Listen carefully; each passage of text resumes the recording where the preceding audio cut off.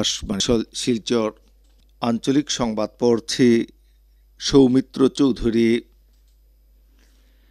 প্রধানমন্ত্রী নরেন্দ্র মোদী পরীক্ষা পে চর্চার অষ্টম পর্বে আজ নতুন দিল্লির ভারত মণ্ডপে ছাত্রছাত্রীদের সঙ্গে মত বিনিময় করবেন। অনুষ্ঠানে দেশের বিভিন্ন প্রান্তের নানা পেশার সঙ্গে জড়িত বিশিষ্ট ব্যক্তিরাও নিজেদের অভিজ্ঞতা শিক্ষার্থীদের সঙ্গে ভাগ করে নেবেন।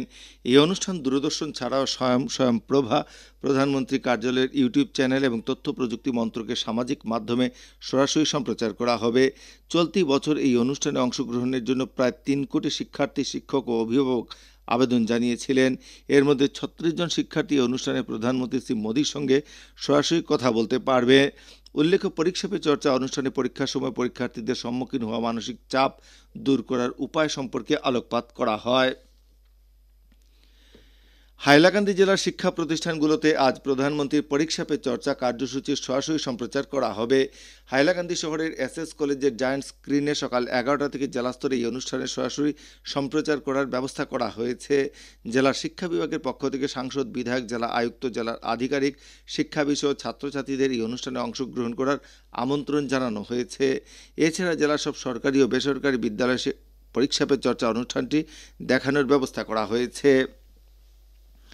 এদিকে কাছাড় ও শ্রীভূমি জেলার সরকারি ও বেসরকারি বিদ্যালয়গুলোতেও আজ প্রধানমন্ত্রী নরেন্দ্র মোদীর পরীক্ষা পে চর্চা অনুষ্ঠান সরাসরি দেখানোর ব্যবস্থা করা হয়েছে।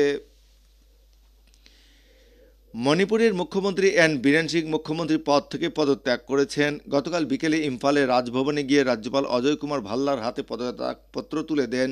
শ্রী সিং গতকাল সকালে নতুন দিল্লিতে কেন্দ্রীয় স্বরাষ্ট্রমন্ত্রী অমিত শাহের সঙ্গে সাক্ষাৎ করার পরই পদত্যাগের সিদ্ধান্ত গ্রহণ করেন। কাজিরঙ্গা জাতীয় উদ্যানের লাউখুয়া, বুড়াসাপুরি সহ বেশ কয়েকটি অঞ্চলে বাঘ নিরীক্ষণের কাজ সম্পন্ন হয়েছে বলে জাতীয় উদ্যানের ক্ষেত্র সঞ্চালক ডক্টর সোনালী ঘোষ জানিয়েছেন। ডক্টর ঘোষ আরও জানান যে পশু পাখির বিচরণের সুবিধার্থে জাতীয় উদ্যানের অন্যান্য অঞ্চলে ক্যামেরা স্থাপনের কাজ চলছে। গত বছর স্থাপন করা ক্যামেরার সাহায্যে লাভ করা ৮ লক্ষ ছবি থেকে বাঘ গণনা প্রক্রিয়া অব্যাহত রয়েছে বলে ডক্টর ঘোষ জানান। উদ্যানটিতে সম্প্রতি ১০৪টি বাঘ রয়েছে বলে উল্লেখ করে আগামী দিনে বাঘের সংখ্যা বৃদ্ধি পাওয়ার সম্ভাবনা রয়েছে বলে ডক্টর ঘোষ আশা প্রকাশ করেন। উল্লেখ্য, গত ৩ মাসে ১,৯৬,০০০-এরও বেশি দেশি বিদেশি পর্যটক কাজিরঙ্গা জাতীয় উদ্যান ভ্রমণ করেছেন। এর মধ্যে ১,৯০,৪৭ জন দেশি এবং ৬,৯২৩ জন বিদেশি পর্যটক রয়েছেন। শিলচরের কেশব স্মারক সমিতির ব্যবস্থাপনায় গতকাল শিলচর গুরুচরণ কলেজ প্রেক্ষাগৃহে প্রীতম ভট্টাচার্য স্মারক বক্তৃতা শৃঙ্খলার অষ্টম বক্তৃতা প্রদান অনুষ্ঠানের আয়োজন করা হয়। এই অনুষ্ঠানে ২০২৩-২৪ শিক্ষাবর্ষের নির্ধারিত ৬টি বিভাগে কৃতী ছাত্রছাত্রীদের হাতে পুরস্কার তুলে দেওয়া হয়। অনুষ্ঠানে বর্তমান বিশ্ব পরিস্থিতিতে রাষ্ট্রবিরোধী বিমর্ষ ও তার মায়াজাল শীর্ষক স্মারক বক্তৃতা প্রদান করেন কলকাতা থেকে আগত বিশিষ্ট বক্তা সপ্তর্ষি বসু। কেশব স্মারক সমিতির সভাপতি মৃদুল কুমার ধরে পৌরোহিত্যে আয়োজিত অনুষ্ঠানে বিশিষ্ট শিক্ষাবিদ, প্রাক্তন অধ্যাপক শঙ্কর ভট্টাচার্য ও রাষ্ট্রীয় স্বয়ংসেবক সংঘের দক্ষিণ আসাম প্রান্তের প্রান্ত সংঘচালক জ্যোৎস্নাময় চক্রবর্তী সহ বিশিষ্ট ব্যক্তিরা উপস্থিত ছিলেন।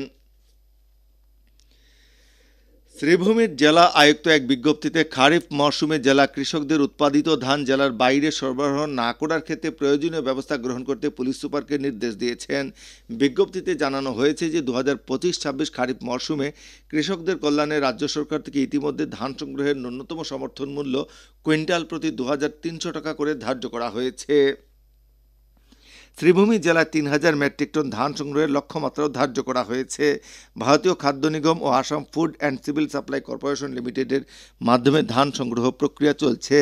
উল্লেখ্য, শ্রীভূমি জেলা থেকে সড়ক পথে রাজ্যের অন্যান্য জেলা ও বহির্রাজ্যে সমর্থন মূল্য থেকে কম দামে ধান সরবরাহ করার বিষয়টি জেলা প্রশাসনের দৃষ্টিগোচর হয়েছে। জেলা প্রশাসন থেকে জেলার বাইরে ধান সরবরাহ করার ক্ষেত্রে আগামী ৩১শে জুলাই পর্যন্ত নিষেধাজ্ঞা জারি করা হয়েছে। শিলচর পৌরসভার পক্ষ থেকে জনসাধারণের চলাচলের সুবিধা সুনিশ্চিত করা সহ পথচারীদের নিরাপত্তা বজায় রাখতে ফুটপাত দখলমুক্ত করতে বিশেষ অভিযান শুরু হয়েছে।